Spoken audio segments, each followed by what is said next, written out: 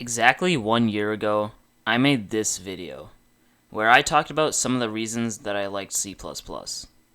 A lot of people agreed with me, some loved it more than me, some reminded me that I didn't balance the audio, and a whole lot of people didn't like it at all. So today, I'm going to address the good and the bad, and state my full, most impartial opinion on C++. A lot of people pointed out that C++ has slow compile times, and I have to agree with that. Like, I had this one project where every time I did a fresh build, I could literally leave for a whole 3 minutes and come back, and then finally end in an unreadable linker error. Somehow, I only recently found out about C++ modules, which is actually a testament to the next piece of criticism, which is that C++ just has too many features.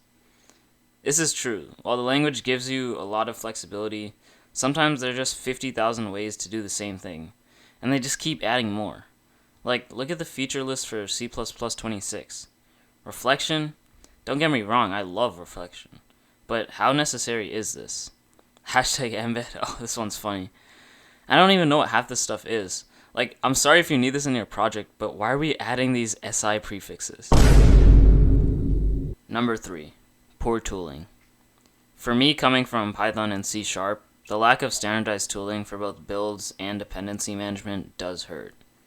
Part of me is kind of glad the standard library is bloated, so I don't have to use third-party libraries.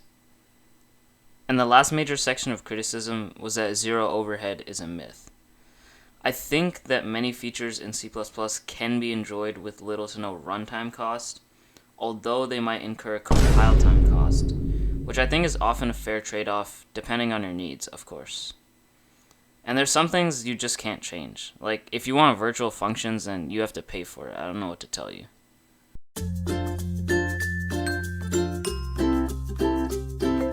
I simply love the heaps of features because even though they can make the language harder to understand, it also gives you a kind of flexibility that rarely appears elsewhere. I agree with this take. As we talked about earlier in the video, sometimes it gets to be too much, especially if you're working on a code base with multiple people who use multiple strategies to accomplish effectively the same thing. But because there are a lot of features, there is also a lot of flexibility that comes with that.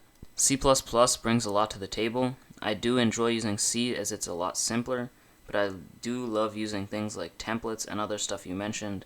I usually write in a more procedural fashion, which gives me the simplicity of C with the benefits of C++. This is exactly the idea I was trying to get at in my first video on this topic a year ago, which was that C is great and all. C has its own issues, obviously, but a lot of people love C, and that's completely justified. But sometimes I was looking for just that extra abstraction or that extra feature like templates that would just help make my code maybe a little more organized, maybe a little easier to write, and that's what C++ does for me, at least. C++ has so many features and so many ways you can spin a paradigm that you don't need to subscribe to all of them. And if you use those features discriminately and use them in a way that's not going to affect your code base for the worse, I do think it provides an objective benefit in that sense.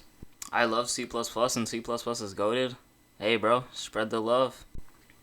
As a Java expert, I have to say C++ is the GOAT, C is the old GOAT. I thought Java isn't that special, but as I started using these popular languages like JavaScript and Python recently, I started to appreciate more verbose languages like C, C++, and Java. For me, they're the big three. If you can learn any of them well, you'll pick up pretty much any other language in no time. So I pinned this comment for one main reason, which is the sentiment that if you can learn one of these languages, you can pick up pretty much language in no time. And I would throw a few more in there. I think if you can pick up any language of a certain paradigm well, like for example object-oriented, procedural, you can usually pick up other languages within that domain just as well. So that's mainly why I pinned this. I don't think C++ is the GOAT, in my opinion. I think C# is the GOAT. Please take your arguments to the comments. But it is one of the foundational languages, and for that I think it has a lot of usefulness to learn it, if that makes sense. And also on the JavaScript and Python point, I hate JavaScript so much, but I love Python, so I'm a little conflicted on this one. C++ is a programming language, and every programming language has its flaws. So, is C++ good? Yes.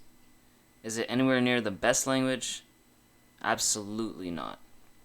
It has a lot of convenience features that can make for a clearer code base that sometimes get to be too much.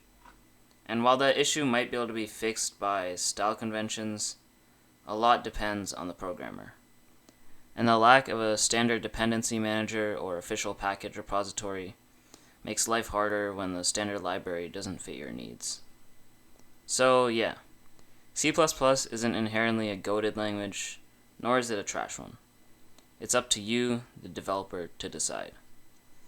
Thanks for watching, hope you enjoyed the video, and I'll see you in the next one.